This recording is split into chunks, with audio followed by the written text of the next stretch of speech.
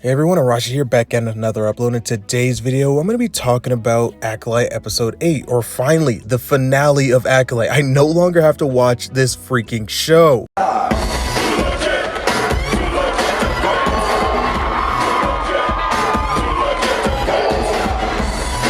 And yes, just like the other episodes, this episode was absolutely terrible. I mean, it's for ending, it had some pretty cool scenes. I mean, the fight between Quimir and Soul was really cool. And then I have to just talk about the elephant in the room here. Yes, Plagueis is actually in the episode, but he was reduced to this weird little sniveling little cave creature who just peeks around the corner when Quimir and May are leaving the planet. I mean, they hop on a ship to go back to Brendok, and then all of a sudden they show Plagueis here for literally 5 seconds going like, oh, let me creep around this area. Like, dude, like, no, Plagueis would never have to freaking creep around anywhere. This is the master of Palpatine. This is the guy who taught Palpatine how to be a diplomat, how to hide within the Senate for years. So it was super annoying to see him reduced to just this. I mean, this sucked. Also, Osha is extremely powerful now. She was able to put on Quimir's helmet, and then through that helmet, she was actually able to see into the future and see that May was holding a lightsaber and saying that she was going to kill Soul, which is insane to me because she couldn't even do a force push, not even freaking 2 episodes ago, and now all of a sudden she's able to see to the future, and then what she does later on in this episode is even more crazy. Like, where did this power jump come from? I mean, I wish every other character can just put on a helmet and all of a sudden get a massive power leap. That was insane. And this is what I mean. I've said in past videos that this show likes to just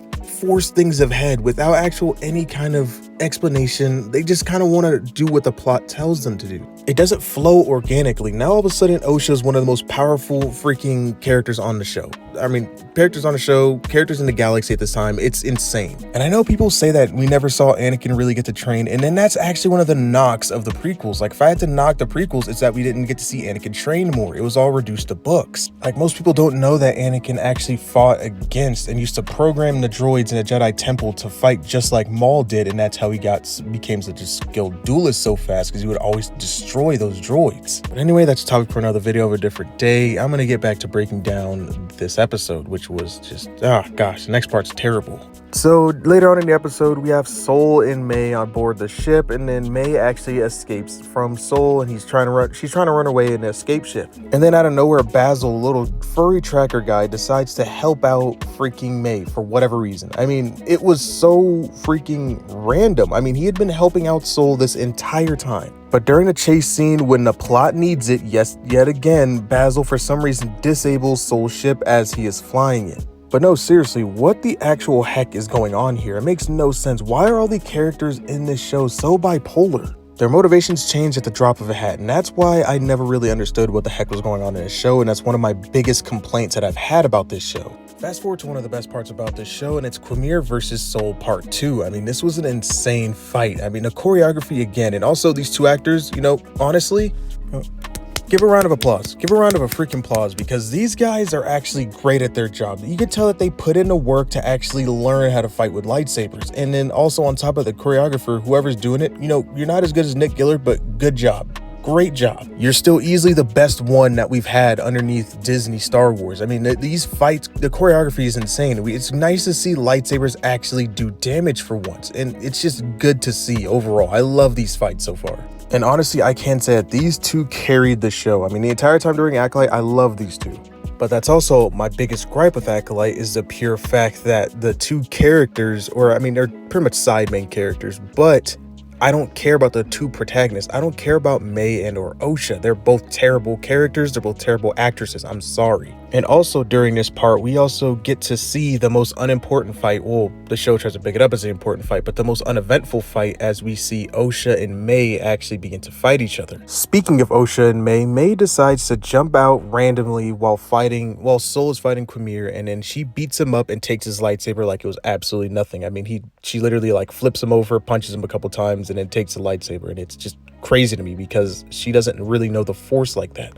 And then May actually forces Soul to explain what happened out loud so that Osha and Quamir can hear what's going on. She forces him to explain that he was the one that killed her mom, although her mom was a horrible witch demon thing. I mean, we all know this. And we all know Soul had a good reason for killing freaking Osha and May's mother. We all understand this, but as this is going on, Osha loses her mind. She gets upset and she starts to force choke Soul. Yes, she's now so powerful in the force that she can now force choke Soul out of nowhere, and Soul's over here giving out a good explanation for why he actually killed her mom and why he didn't tell her for years. The reason why he didn't tell her is that so she could become a Jedi. The Jedi would have kicked her out, it would have expelled her and sent her out who knows where. But the explanation wasn't good enough whatsoever, so she ends up just killing Soul regardless. And then also she begins to make her lightsaber bleed. She poured her hatred into Soul's lightsaber, and I guess it's now her lightsaber. And when Quamir goes to try to console her for a little bit, she ends up igniting it, and it now goes from blue to now being fully red, which I guess is, I don't know. I still feel indifferent about this. I don't think that she should have been powerful enough, because Darth Vader, when he had to bleed his crystal, it was excruciating for this guy to do it. It took Vader hours. It took Vader pushing himself to his limits in order to bleed a crystal from green to make it red. The entire time it was happening, there was lightning crashing around him. I mean, his armor was being damaged. He was being hurt physically, emotionally, everything in between. But Osha was able to do it, although she has not faced nearly as much pain as Vader has in her life, and she was able to do it, and she's not even nearly as powerful as Vader is. She just did it, just randomly, just like, all right, now the crystal's bled. Now what's next, essentially? Just really stupid to me. So fast forward again, and then now we're at a tree where Osha and May met, where they were children. And then out of nowhere, Chimera shows up and steals her lightsaber. And then he says something profound. He says, if I can sense you and if I could track you, then so can a Jedi. But here's the thing, no, they can't. They obviously can't, because Yoda can't feel what's going on right now, and a Jedi are just walking around. They have to use a tracker. They're just walking around following your scent. In fact, they can't use the Force for jack diddly squat. I mean, these Jedi in this show are so horrible. They're so bad, and I just don't understand why. They don't seem powerful. They don't seem like they can do anything without a tracker. They can't seem to just think for themselves. They can't do anything. Like, what are they even here for? All they literally do during this entire show is just walk around with their freaking robes on and try to look cool. And honestly, I don't think they look cool. I think the yellow freaking Jedi robes are hideous. I think they're terrible. They're ugly. So fast forward a little bit further ahead, and then now we have the tracker. The Jedi are right on their heels now, and then Quamir is about to take out May, but then Osha steps in and says, hey, look, I'll go train with you if you actually spare May, to which freaking Smilo Ren here decides to actually say, all right, you know what, I'll take you in as my new apprentice, essentially. And then now they also reveals that he has the power to wipe mind. So before they take off, Quamir completely wipes out her memory, leaving her completely blank. And now Quamir is training Osha, and May is being arrested and sent back with the Jedi. But it's just so convenient that now he's able to wipe minds. Like, oh my gosh, look, now I can wipe minds. I've had this power this entire time. It's not like he could have used this power at any point prior to help his own case. I mean, the Sith are supposed to be hidden right now. They're not supposed to, no one's supposed to know that the Sith are running around. But now it's like maybe he was using that power to wipe people's minds. But no, they don't establish that. He just randomly pulls it out. And let me get back to this point right now, because after Osha's had her 50th or 90th different freaking mood changes during this entire show, after Quamir wipes her mind and she's just standing there, May's just standing there like, oh, I don't know what's going on now because her mind's completely wiped. They just leave her there. Like, okay, your mood swapped again, and now you love your sister again randomly after you've just tried to kill her for I don't know how long, half the freaking season. And then on top of that, you wipe her mind and then leave her in a forest to be freaking arrested. Like, what? Fast forward towards the end of the episode, and then now we have Vernestra talking to the Jedi, or not the Jedi, she's talking to the Senate or the council members. She's pretty much trying to recount everything that's been going on. And instead of telling the truth, she decides to actually blame everything on Soul. Yes, the Senate is questioning why there's a bunch of dead Jedi, and then she blames it on Soul. She's saying that Soul was trying to take out all the Jedi, pretty much all the Jedi that Quamir had killed. She blames on Soul and says that he was trying to cover his own ass. And now we get a random scene of Quamir and Osha now overlooking the ocean, and they're like, oh my gosh, this is the new two Sith, but so menacing.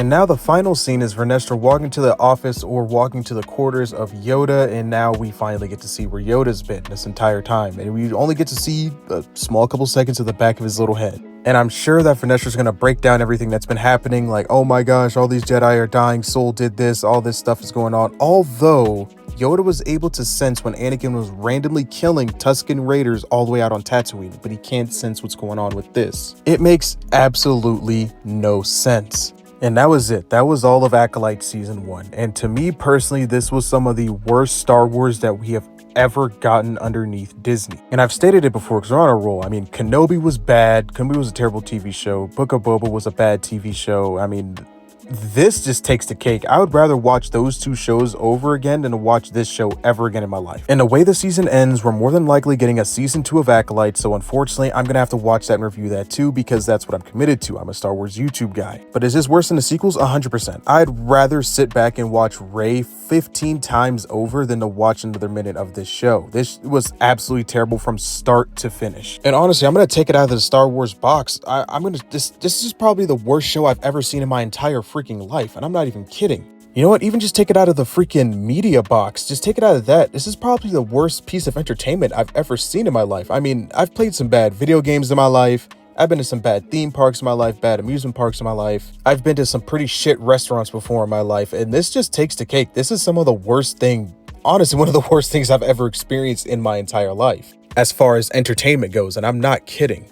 I mean, the writing was bad. The pacing was terrible. I mean, the wishy-washiness of the characters. The characters could not make up their mind for their lives to them. Like, they could not stick to one plan. Their motivations changed at the drop of a hat, and it was just super duper annoying to watch. And honestly, I don't want to reminisce about this show any longer. I'm just glad that it's over, and I'm just glad that I don't have to watch it at least for another couple years. This show was just horrible, and I honestly don't wish this upon my worst enemy. And as I said before, if you enjoyed the show, please go ahead, enjoy the show. If you disagree with me on this stuff, then, go ahead, disagree with me on it. And I personally, more power to you if you enjoyed this show. But for me, myself, no, I hated it from start to finish. Start to finish, hated everything about it. And I really came into the show with an open mind too. I was really trying my absolute best, but then all of a sudden they were saying that episode 3 is what's going to make a bunch of Star Wars fans hate this show, and that's kind of what happened, to be honest. But anyway, that's all I got for this video. May the Force be with you, and have a great rest of your day. And also, leave your thoughts and opinions in the comment section down below. You failed, Your Highness. I am a Jedi, like my father before me.